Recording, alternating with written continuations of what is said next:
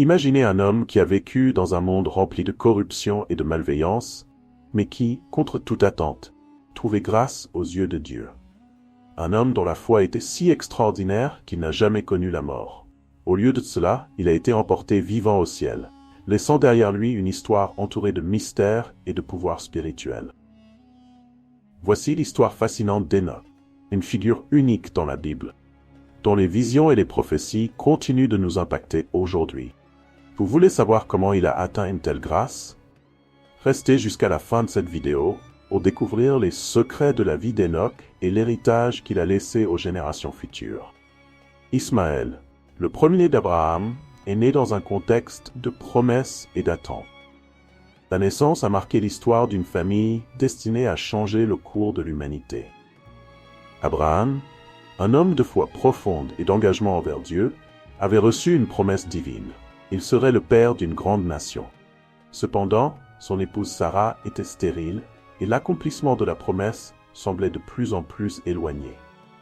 C'est dans ce dilemme qu'est née l'idée que la servante égyptienne de Sarah, Agar, pourrait être le moyen par lequel la promesse serait réalisée. Agar, une femme humble et obéissante, fut donnée à Abraham pour qu'il puisse avoir un fils par son intermédiaire. C'est ainsi qu'Ismaël est né. Dès le début, Ismaël a dû affronter la dynamique complexe d'être l'enfant d'une union qui n'était pas complètement bénie par Dieu. Il portait sur ses épaules l'attente d'un avenir grandiose, mais aussi le fardeau d'être le fils d'une servante, ce qui le plaçait dans une position délicate au sein de la famille d'Abraham. L'enfance d'Ismaël a été marquée par des moments de joie et de tension. Abraham aimait profondément son fils, mais la tension croissante entre Agar et Sarah créait une atmosphère de conflit constant. Ismaël, encore jeune, commençait à percevoir que, malgré son statut de premier-né, sa position était fragile. Il vivait à l'ombre de la promesse de Dieu, mais aussi à l'ombre du ressentiment et de la jalousie qui envahissaient le cœur de Sarah. À mesure qu'Ismaël grandissait, le conflit au sein de la famille s'intensifiait. Sarah, qui était déjà âgée, finit par concevoir et donner naissance à Isaac, le fils de la promesse. La naissance d'Isaac a complètement changé la dynamique familiale. L'amour et l'attention qui étaient autrefois dirigés vers Ismaël se tournaient désormais vers Isaac, le véritable héritier des promesses de Dieu.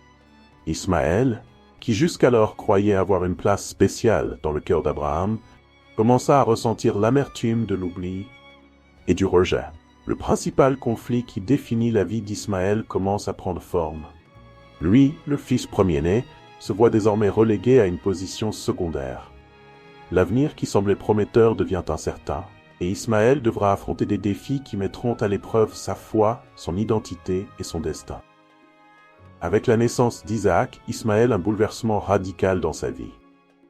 D'être l'unique fils et héritier d'Abraham, il est passé à un statut secondaire, rappelant une solution humaine à une promesse divine.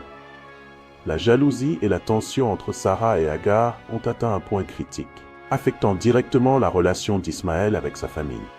Au fil des années, la relation entre Ismaël et Isaac est devenue de plus en plus compliquée. Isaac, étant le fils de la promesse, était au centre de toutes les attentions, ce qui nourrissait un ressentiment croissant chez Ismaël. Lui, qui autrefois était la fierté d'Abraham, commençait à se sentir invisible, comme s'il n'y avait plus de place pour lui dans le plan de Dieu pour sa famille. Le conflit a atteint son paroxysme lors d'une célébration pour le sevrage d'Isaac.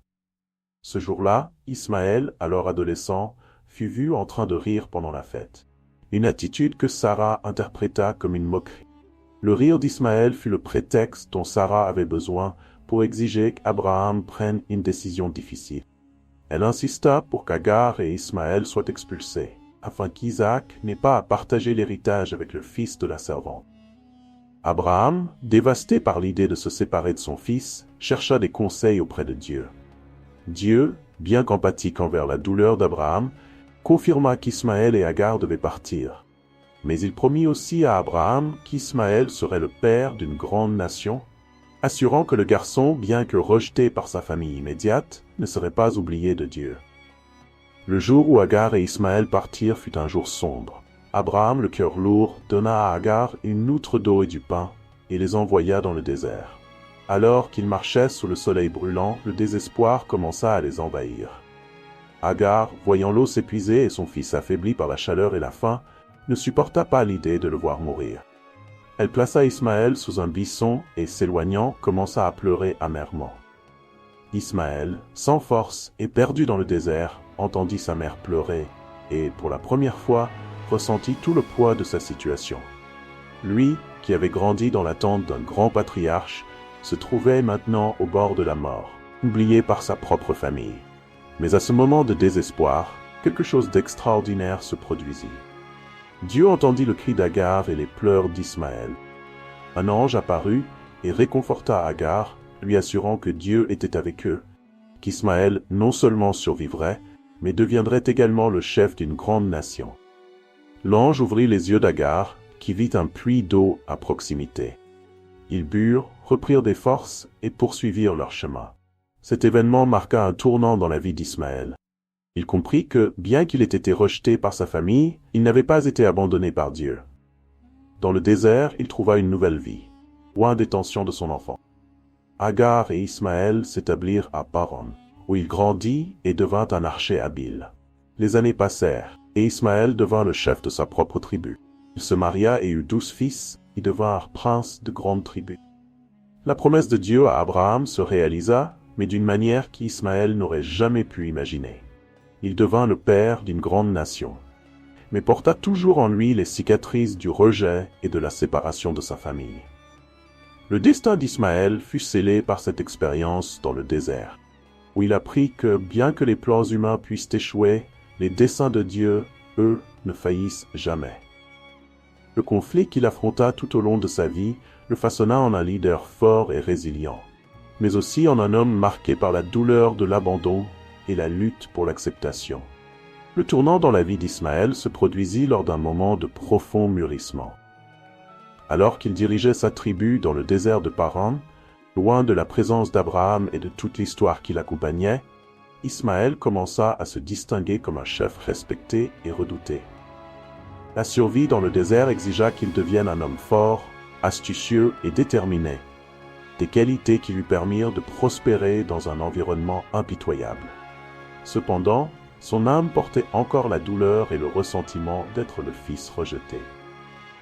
Un jour, Ismaël apprit qu'Abraham était gravement malade. Bien que des années se soient écoulées et que la distance entre eux soit immense, Ismaël ne pouvait ignorer cet appel.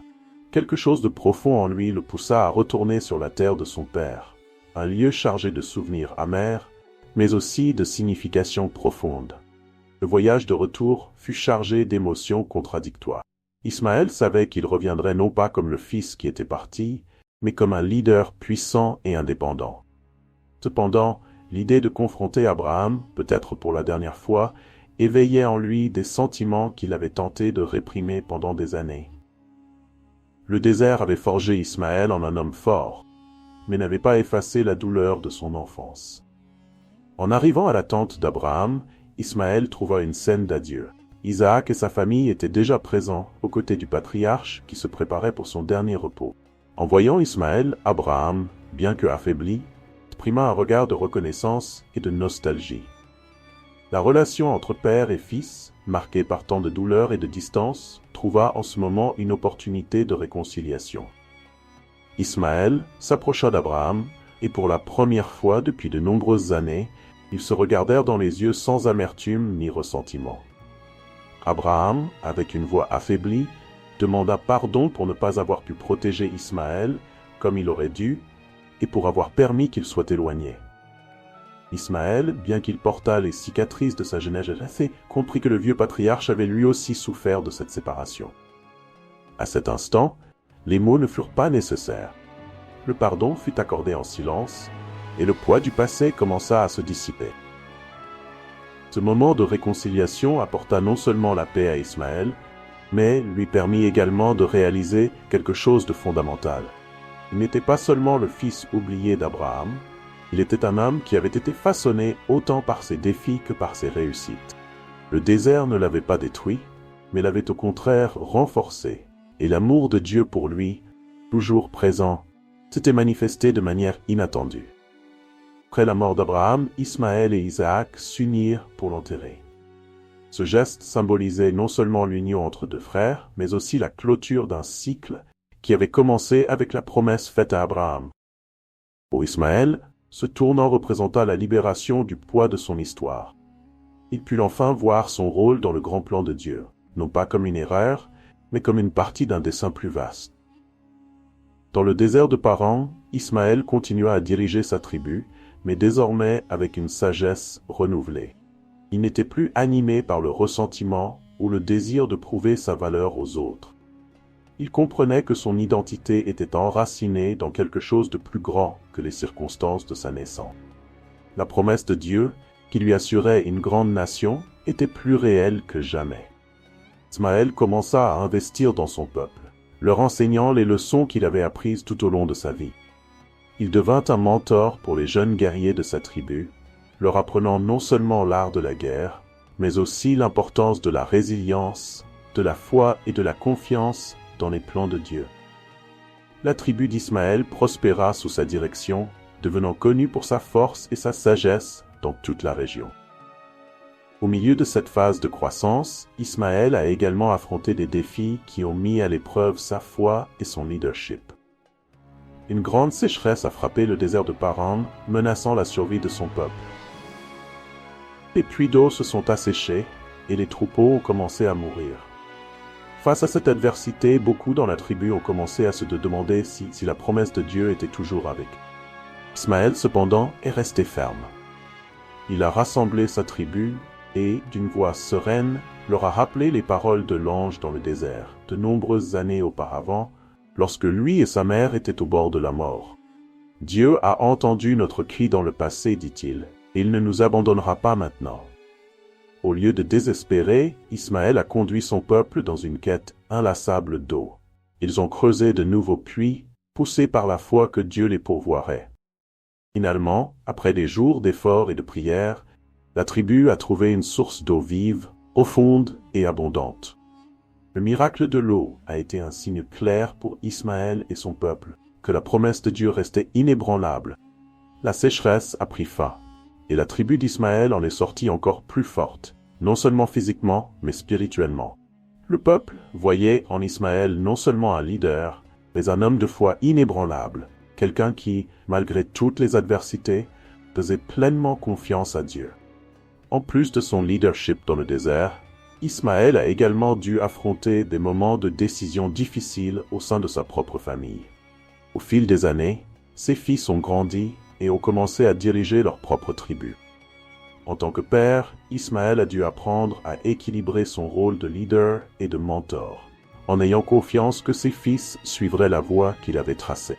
Il y a eu des moments de conflit, surtout lorsque ses fils étaient en désaccord sur la meilleure façon de gouverner, mais Ismaël les ramenait toujours à l'unité et à la foi. Ces défis personnels et communautaires ont été cruciaux pour le développement d'Ismaël. Il a grandi non seulement en tant que leader, mais aussi en tant que père et homme de foi. La douleur du passé ne le définissait plus. Ce qui le définissait maintenant, c'était sa confiance en Dieu, son dévouement envers son peuple. Ismaël a compris que son rôle dans le plan divin était plus grand qu'il ne l'avait imaginé. De sa vie, bien que remplie de défis, était un témoignage de la fidélité de Dieu. Les paroles d'Ismaël eurent un impact profond. De nombreux chefs présents, qui étaient venus à la rencontre prêts pour la guerre, furent touchés par la sincérité et la sagesse d'Ismaël. Ils réalisèrent qu'il ne cherchait pas seulement à éviter un conflit. Il offrait une nouvelle manière de vivre, une manière qui honorait véritablement l'héritage d'Abraham. La tension dans la rencontre était palpable, mais l'atmosphère commença à changer à mesure que davantage de chefs exprimèrent leur soutien à la proposition d'Ismaël. Finalement, après un long et tendu silence, les chefs des tribus d'Isaac acceptèrent l'alliance. Ce moment marqua non seulement la fin d'un conflit imminent, mais aussi le début d'une nouvelle ère de paix entre les descendants d'Ismaël et ceux d'Isaac. Ce point culminant fut une transformation non seulement pour Ismaël, mais pour tous les impliqués. Ismaël avait affronté et surmonté la plus grande bataille de sa vie.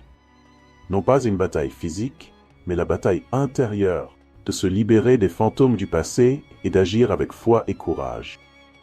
En choisissant la paix plutôt que la guerre, Ismaël prouva que son héritage serait bâti non sur la rivalité et la vengeance, mais sur la sagesse et l'unité. Après l'alliance scellée entre les tribus d'Ismaël et les descendants d'Isaac, une nouvelle phase de paix et de prospérité commença, tant pour les descendants d'Ismaël que pour ceux d'Isaac. Cette alliance, forgée au milieu du risque d'un grand conflit, était un témoignage vivant de la transformation qu'Ismaël avait connue tout au long de sa vie. Il n'était plus le fils rejeté, mais un patriarche respecté, reconnu pour sa sagesse et sa capacité à diriger en temps de crise. De retour dans le désert de Paran, Ismaël réfléchit au chemin qu'il avait parcouru. Chaque défi, chaque douleur, chaque victoire l'avait façonné pour ce moment où il trouva enfin sa place dans le grand plan divin. Il vit que, même au milieu des difficultés, Dieu avait toujours été présent, guidant ses pas et fortifiant sa foi. Ismaël comprit que son destin n'était pas déterminé par les circonstances de sa naissance, mais par les choix qu'il avait faits tout au long de son parcours. Ismaël continua de diriger sa tribu avec la même sagesse et foi qu'il avait guidé tout au long de sa vie. Sous sa direction, son peuple prospéra, et la nation qui lui avait été promise par Dieu commença à se concrétiser. Il put témoigner de l'accomplissement de la promesse divine, en voyant ses fils et petits-fils grandir et s'établir comme des chefs forts et justes. Cependant, avec le temps, Ismaël, désormais âgé, sentit que son temps sur terre touchait à sa fin. Dans ces derniers jours, Ismaël rassembla ses enfants et petits-enfants autour de lui, leur transmettant les leçons les plus importantes qu'il avait apprises. L'importance de la foi en Dieu, la valeur de l'unité et de la paix, et la sagesse de pardonner et de laisser le passé derrière soi. Avec un cœur en paix, Ismaël se reposa, sachant qu'il avait accompli son rôle en tant que chef et patriarche. Il n'avait pas seulement survécu aux adversités, mais il avait prospéré au milieu de celles-ci, transformant ce qui aurait pu être une vie marquée par le rejet et le ressentiment en une quête de foi, de dépassement de soi et de leadership. La mort d'Ismaël fut profondément ressentie par son peuple. Il honora comme un grand chef, Beth. Son héritage, cependant, ne se limita pas à sa tribu. Il laissa une empreinte durable dans l'histoire de sa famille et des nations voisines. L'alliance qu'il avait établie avec les descendants d'Isaac perdura, et les deux nations continuèrent à coexister en paix pendant de nombreuses années. Avec le temps, l'histoire d'Ismaël fut racontée et racontée encore, non pas comme celle du fils rejeté d'Abraham, mais comme celle de l'homme qui trouva son but et vécut une vie de grande signification. Il montra que la véritable valeur d'une personne ne réside pas dans ce qui lui est donné ou refusé à la naissance, mais dans la manière dont elle choisit d'affronter les circonstances et de faire confiance à Dieu, guider son chemin. Des années après la mort d'Ismaël, son histoire et son héritage continuèrent à influencer les générations. Ses enfants et petits-enfants, désormais chefs de leur propre tribu, se rappelaient toujours des leçons apprises du patriarche. Les histoires sur la sagesse, le courage et la foi d'Ismaël devinrent une partie intégrante de l'identité de sa nation, transmise de génération en génération comme un guide pour la vie. Le désert de Paran, qui avait autrefois symbolisé l'isolement et le rejet, fleurissait désormais comme un centre de vie et de communauté prospère. Les tribus qui autrefois luttaient pour survivre, guidées par Ismaël, devinrent connues pour leur force et leur unité. Le puits d'eau miraculeux, qu'Ismaël et sa tribu avaient découvert durant la sécheresse, se transforma en un symbole d'espoir et de renouveau. Tous ceux qui arrivaient dans la région entendaient l'histoire de la manière dont Dieu avait pourvu aux besoins d'Ismaël et de son peuple dans les moments les plus sombres. L'alliance établie entre les descendants d'Ismaël et d'Isaac resta forte au fil des années, même au milieu des difficultés et des défis qui surgirent. Les deux nations, unies par la mémoire d'Abraham et par la sagesse d'Ismaël, coexistèrent en paix, apprenant à valoriser leurs différences et à travailler ensemble pour le bien commun. Cette paix, qui avait commencé par l'initiative audacieuse d'Ismaël, fut maintenue par ses enfants et petits-enfants, qui suivaient l'exemple de leadership pacifique et visionnaire qu'il avait laissé. Les descendants d'Ismaël se sont également étendus au-delà des frontières du désert, établissant des routes commerciales et des relations diplomatiques avec d'autres nations. Ils sont devenus connus comme des personnes de parole, justes dans leurs transactions et sages dans leurs conseils. La réputation d'Ismaël en tant que leader visionnaire et pacificateur est répandue et son nom était respecté dans des contrées lointaines. Plus encore, l'histoire d'Ismaël est devenue un puissant rappel que, quelles que soient les circonstances de la naissance, chaque personne peut choisir son chemin et accomplir un dessein supérieur. Ismaël, le fils que beaucoup pensaient être oublié, s'est révélé être un homme de grande valeur et d'importance, dont l'impact a continué à se faire sentir bien au-delà de sa propre vie. Je veux t'inviter à t'abonner à la chaîne et à activer la cloche pour ne manquer aucune de nos vidéos. Et dis-moi dans les commentaires, d'où regardes-tu cette histoire? C'est toujours incroyable de savoir jusqu'où nos histoires parviennent. À la prochaine vidéo.